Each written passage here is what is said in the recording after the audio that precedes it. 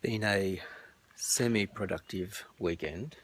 Seems last week when I went down and bought the blocks and the mortar, I lifted or twisted wrong and hurt my back. So I spent last weekend basically working back brace on and getting stuff done. But throughout the week, I've looked like an incredibly old man. In pain, sciatic pain, all that sort of stuff. We had a appointment with the doctor during the week, and I've had cortisone injections and they work, but this pain was in a different spot, so I couldn't really say I just need another injection. So I asked for a scan. He gave me that. Our doctor happens to be retiring, which was why we had that appointment. It was kind of almost like a final one. I went down to the doctor's yesterday, to another one that we occasionally see, and I showed him my scans. He would not give me a cortisone injection, just wanted to refer me through to a neurosurgeon based on what the report said. Anyway, by the time I got back here yesterday, all braced up, I came out here and continued with my block wall. I got 2 more rows of blocks done, sort of to here, and then almost down to the corner because I've still got to do all the footing on that side. And I didn't want to go mucking around with trying to do a lot of concreting and everything, so I got the blocks done. And then today was forecast rain, and it has rained all day. This is kind of the first moment that it hasn't been raining. I've had to run out this morning and throw this plastic over because I didn't want to fit all those blocks to fill up with concrete, with water, because they haven't got any concrete in them yet. I thought yesterday, fine, if it rains a little bit I can go and work on the van, try and get that engine head out, but it's just been constant, and even though you're working inside the van, I wouldn't have been able to get underneath to do the drain out the coolant, so nothing's happened with the van either. Wall built, happy with that, but I wanted to do something with the van and couldn't. So that's going to have to wait till next weekend, and the forecast looks like almost rain all week, and me not being able to go and get a cortisone injection. So another week of looking like an old man at school, which the kids have commented on. They kept saying, "You all right? You all right?" Let's hope the week at school is more productive for the update. Yesterday, Arvo's class, year 12. These pieces here are the start of the last student to start. So all the students have now started their projects. He's doing some form of a entertainment unit. Going to be using 2 sheets of 3/4 inch ply. Oh no, sorry. His is only the 15mm ply, so 5/8. So he's started cutting that stuff up. The student who was doing his other ones, he's got the rest of his housings done. Glued up a couple of pieces to make an extra panel that was going to be in the centre, which you're not really going to see because it's basically just going to be there as a support for a lot of the drawers. So he's got that piece in there. You can see down in the corner, the ironbark frames are all ready.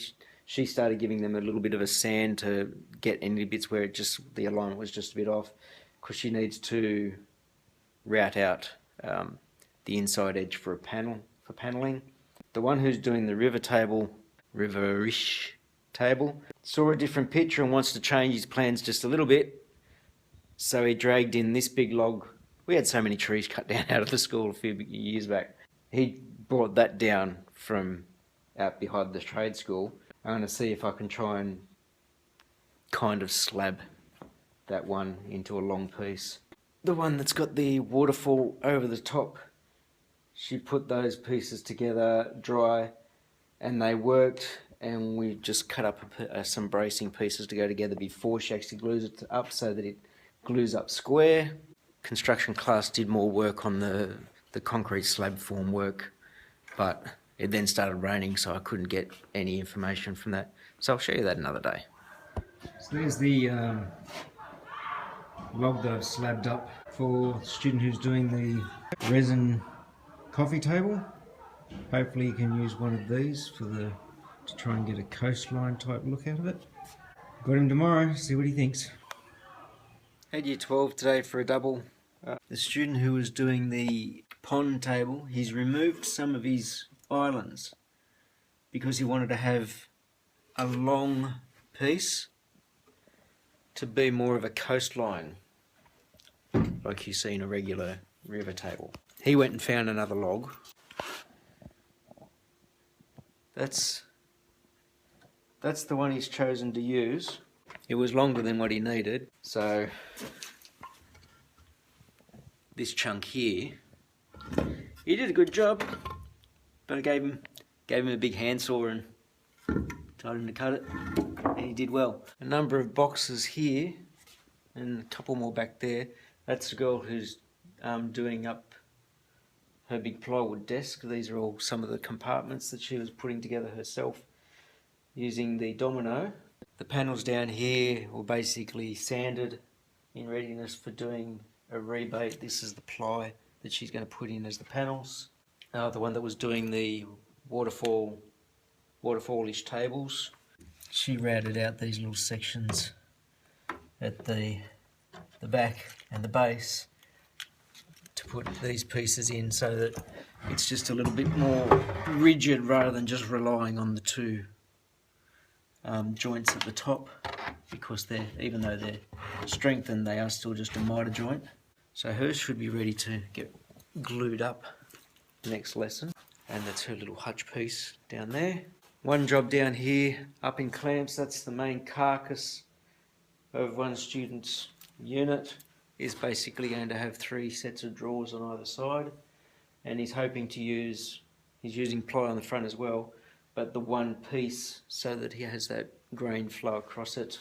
Some other pieces here from another student who just started cutting up his pieces. He had a little bit of a glitch today.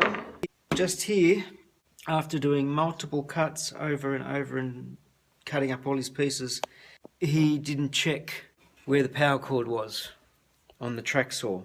Halfway through his cut straight through the cord with a pop and a flash and a no more working saw. He got a little bit, oh my God, what happened? And a couple of the other students who were sort of around observing, same thing, which means my track saw is no longer working. I've got a company that I take tools to get cords replaced. I'll be doing that after work today. Like, it's the end of the day now, I'm just running around packing up some stuff, and I'll drop that in and a little palm router that I've got that the toggle switch on the top broke. They're going to replace that as well and give me a quote on that. I think that student will be a little bit more vigilant on checking, because he still does have a few more cuts to do, and they're ones that I can't do on the table saw because the pieces are too big. The track saw is the best way to go. I think he's not the only student who still needs to use the track saw, so that's why I'm taking that today to get it repaired. Hopefully it'll only take a couple of days. My next lesson with the class isn't until next Monday, so there's a bit of time. Today's Wednesday. Also gave the jointing sled a go today and got all these pieces cut. Jointed them on one side, then ran them through against the fence. Much better than trying to run a rough sawing board through the saw. That jointing sled was definitely worth the time. So I've just dropped the Festool track saw and the Makita trimmer off to be repaired. Track saw just has a cord that needs to be replaced. Toggle switch on the palm router. Again, just a little button that needs to be replaced, a little toggle switch. But that toggle switch may be hard to find now because it's not a current model tool. But the cord, they said, shouldn't be an issue. They initially said to me, be about a week because he's pretty busy. And I said, my year 12s will be a little bit bummed by that because they're all needing to use it. And she said, well, I'll see if I can ask him to do a hurry up on it. And I then said, look, if the cord gets fixed on this and they're still waiting on the trimmer, I'll come and let me know and I'll come and collect the saw. I can wait on the little router. So we'll just see how that goes. Like I said, I've got a couple of days grace just here, but once Monday comes around and I have the class again, I have at least 3 students who still need to use the track saw. They now have, technically, only 6 school weeks left to get those projects finished. Less than. It's actually 6 weeks from tomorrow. And 2 of those weeks are exam weeks where they're not really at school, but I told them, if you don't have an exam and I'm available, come into the workshop and we'll get your projects done. I guess we'll just have to see how things go. So here we are, another Friday. Year 12 have just finished up their period here, and you can see that they're digging the footing down around this concrete slab that they're doing. It's a tough job for them because it is really hard compacted clay, so they've still got to dig down a fair bit because it needs to be the footing about 8 inches down from the base of the formwork. A little bit more digging to go, but I think they'll get there. Saturday morning, last week we had that rain that came through and just hung around, so I ended up covering the block wall with plastic and kind of making it divert so it would let the water all run down the back edge of the space I'm working on. And during the week I bought some more blocks and some more mortar last night on the way back to the house. So today try and do a little bit more concrete here, like the footing, get a couple more rows of the blocks done, and I need to dig this footing up here. This footing here needs to basically be dug up to there, and it's going to be stepped just like the other side, and I'll have to sort of dig that out and work my way up. I think I'll focus on trying to get maybe this side done, so at least one side's done, then I can do some double checking measurements from one side to the other as well, and then hopefully get up to the van this afternoon before it gets dark, because I think there's meant to be rain again tomorrow. So much for full sun all weekend. It's only like been an hour since I made that last video. Just gone 5 o'clock and I've been working on this wall, so I've gotten it up into the front section. I haven't changed, but I have filled it all with concrete up to about here. Still deciding maybe not doing that extra half brick and just capping it at this point, although you can see I'm sort of dug into the ground there. That'll mean sort of excavating that bit a little bit further. You hear my neighbour, he's been welding and grinding all day. I've got the string line here, which should be now at right angles to this section of the wall. The little peg I've got up there is the exact same distance from the corner as the one that I've got on the other side is. And this wall from corner to corner is 3780 millimeters. So from that top peg I measured across 3780 to get that point. House, not square on the block. I already kind of knew that. The wall is this sort of distance from the fence here, and up there it's almost twice the distance. But I think because we want to do a stenciled pattern concrete up here, it'd probably be better to have this whole thing square so that that pattern can look right. I think the stenciling pattern is meant to kind of look like brickwork that my wife wants. So that'd look a bit stupid if it was all out of square by a long way. If I'm out just a little bit, we might get away with it.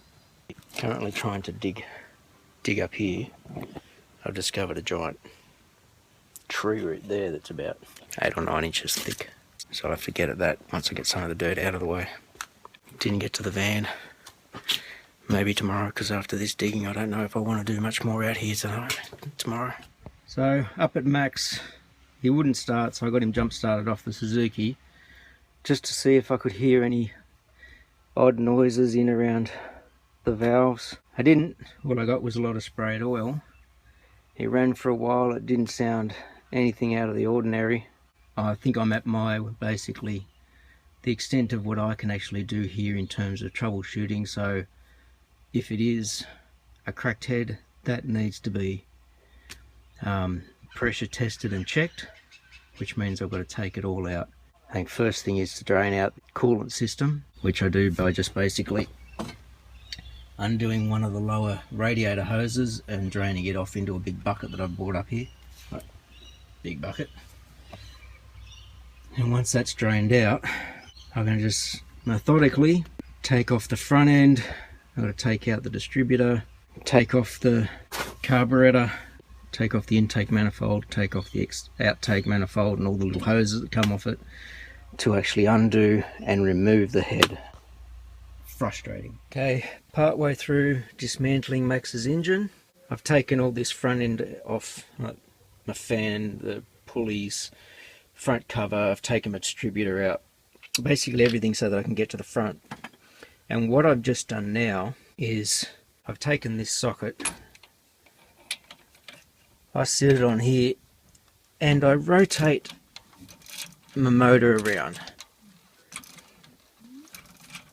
It also allows me to see that all the rockers are still actually doing their job. And what I'm eventually looking for is to get the rockers and the head at the top all to the top dead center of piston 1, which is this one here. So as I rotate this around, this is one, here's the top dead center mark, and when I look down here, there's my timing mark, and there's a little T here on the front. That's top dead center. When you're setting your timing should basically fire a little bit before, like here. But when it's just sitting still, this should be in line with top dead center. This should be in line with top dead center. So now I've basically got my whole engine set to be ready to fire on the, or around the first piston. Which means that when I take all this off, take it down and give it to them for pressure testing, providing they don't play around with it, it should come back with this still in the same place and everything still in alignment. I'm going to drain out the coolant fluid by undoing this hose. It's the lowest point in the engine. I'll undo it from here, and I've got a bucket underneath that'll basically just capture all the spill. There it goes.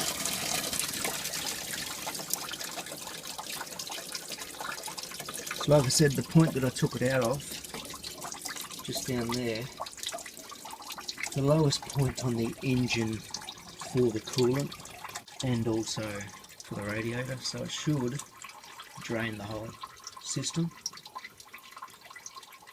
Just got a bit more out of there by removing the radiator cap. That let go of some of the pressure. I've probably got a little bit in this hose.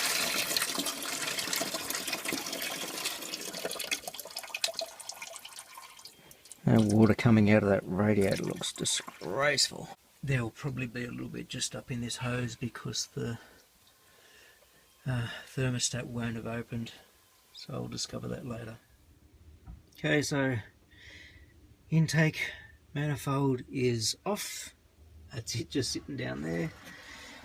Exhaust manifold is next, but I've also got to unhook the exhaust down below, so that's probably the first job, to get underneath and unscrew that. Okay, exhaust manifold gone. Now I need to just loosen this tension and nut so that I can slip the belt off, and from that point undo all of the head bolts. There's 10 of them, and I'll undo them with my torsion wrench as well, because that gives me a good bit of leverage on it, and take them off really carefully. Basically everything else that's still attached to all of these hoses and pipes, and they can stay. I only need the top end gone. So that's the next step. Okay, just looking at, this is the underside of the head, and none of the valves look really bad from this angle. Like I said, when they do the pressure testing, they'll check all of that out. Just looking at the head gasket, there's definitely no blow-throughs in any of the head gasket here. But when I took the head off, and this was sitting on the top dead center point. The piston wasn't. So coming forward, if I come through and then there's top dead center, it's starting to pop just a little bit down. That's top dead center there for the first piston. That timing mark is actually about 14 degrees before top dead center. Like, that's where that is. Which makes me think now that the key on the bottom drive shaft that holds all this gearing on has been damaged again. So I'm gonna undo all this stuff too while I'm at it. It's about 2:45 Sunday Arvo. I want to have a quick look at that before I just take the head down and go, it has to be the head that's the problem. If it's if it's that keyway again, oh my god. Yeah. Now, with that timing being out, I took the front bolt off the drive shaft, and this looks like a whole stack of old rust, possibly wear. That's from the inside of that gear, which is concerning. Now, I remember borrowing my neighbour's gear puller last time. His gear puller didn't actually fit around that, so I'd made this plate, and I can use a couple of the bolts that hold the pulley on. They go through these two, but I was able to use his gear puller bolt in there. Now, I just went to see if I could borrow it again, and he's overseas and his wife doesn't know where it is. So I've been running around trying to find a bolt that's a M12, so a metric 12, 1.75 pitch. Couldn't find one, but I have the cutter. Desperate times call for desperate measures. This is off my grandfather's lathe. I don't think it's going to be a big issue having a thread on the end of that handle. I'm going to have to give it a go. Okay, interesting turn of events. As I said, I saw a whole... This looked rusty, looked horrible. Making my grandfather's lathe tool into a gear pulling bolt worked. This was obviously not quite big enough, or I ended up filing a couple of flat spots on the back so that I could actually get a spanner onto here, because this section actually just spins. Not very well, but it does spin. When I was just about to get it off, just about to get the gear off, I stripped the thread out of the middle of my plate. Phone just died. What was I saying? Very last thing was, I think, at the very last point of trying to pull the gear off the drive shaft, that last little bit just stripped the thread inside this plate. I managed to recut it, it cleaned it up, but not really that well. And I got just enough pressure to maybe get one last pull on it. It still stripped the thread out of here, but then I was then able to kind of jimmy this off with what little distance it had left. And I'll go torch. So you can see down here, it looks quite worn. The keyway has some grime in it. The keyway on the inside of here is also quite damaged again.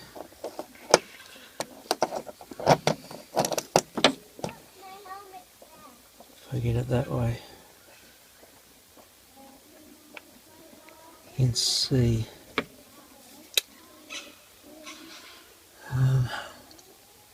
hang on, we can see just here that inside edge of the keyway has been worn over, and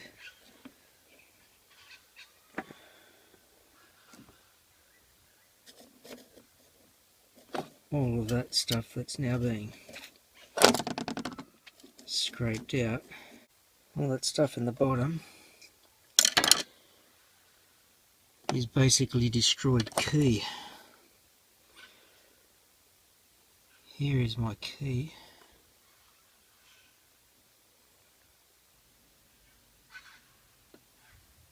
And it's been pulled over again, basically. It sits in the drive shaft like that. It's been pulled over on itself and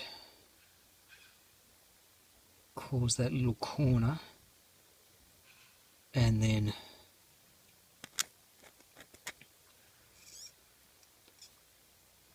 obviously done this bit of damage down the back here.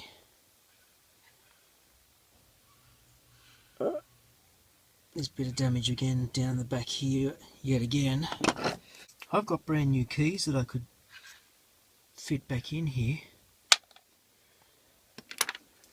Now I guess I'll have a look at how they'll fit down on that. I don't particularly want to have to pull this whole engine up down again. Yeah, so that's the state of my key. It's shot. When I bought this one, I bought a few more, so you can see I've got some good ones. I'm just having a look down here, trying the key in the drive shaft. That is still pretty solid.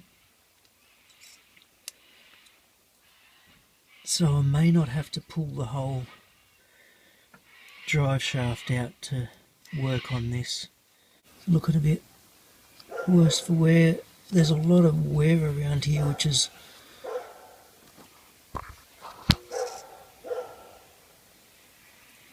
all of this looks like the back of the gear has just basically been wearing on it. I'm surprised it hasn't busted the seal, because there's no oil in here at all, but there's a lot of this rubber dust and obviously some aluminium dust from this front part of the motor. The keylay's gotten a little bit rough, but also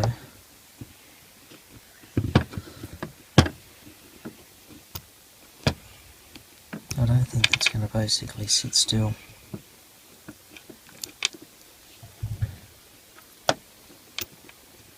Can you see?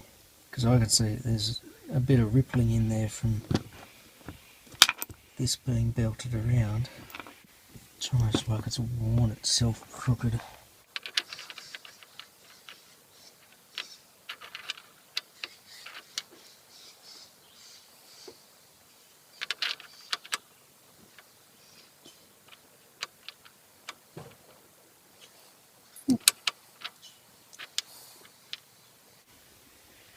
You can see that there's wear on the back of the gear, just here. That's obviously where it's been hitting. As it's turned around, that's where it's been hitting that part of the motor. The engine block, front, whatever. It's a question of how much more time do I want to put into this van? And what can I afford to do? What could I afford to do? Funny thing is, if I hadn't been taking the head off, I would not have discovered that this was all out of time. Like, it all looked good from the outside, but it was taking the actual head off that I actually saw that this was in the wrong spot when the bottom gear was at the timing mark. And that's how I've discovered this again. I'm still going to go and get that head pressure tested. I mean, it's out of the vehicle, I may as well. So now just sitting here having a look at this gear. This is the timing gear off the actual drive shaft. The fact that I've got that wear just on that side means that it's not sitting balanced on the shaft. Or it wasn't sitting balanced on the shaft, and I noticed that there was like a little bit of a nub type thing, I guess you could say.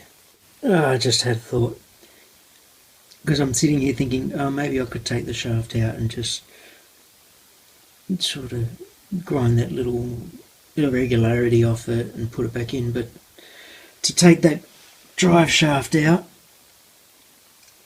requires removal of the whole gearbox at the back of the engine. This was a semi-good idea. It got the gear off. Hasn't completely destroyed the tool for further use on the lathe. It's just going to be a little bit more tactile in the hand. And the choices of what to do with, I mean, I've got a new key. It doesn't slide that well into the gear, so there obviously has been some serious damage done there. This key here that was in the motor, that is how the key was basically sitting in the motor, in the in the gear. It was bent over, which had forced the whole thing to get out of timing by just a few degrees. So my decision now is, one, I go and get the head tested since it's out of the motor, and that would basically rule out any issue with the head. That's $60 to do. I can try welding this keyway and shaping it yet again. And the reason that I'm sure I'm going to get comments, which I did the last time I did this, why don't you just go and buy a new gear? I tried. You can't buy this gear brand new anymore. The motor's just too old. And that was why I need to get the head tested, because if it's cracked, you can't find brand new heads for that anymore. That's why I needed to get the head tested. If the head's cracked, you just can't buy replacement heads for that motor anymore. So everything is becoming a patch job to keep something on the road. But I can't afford a new car.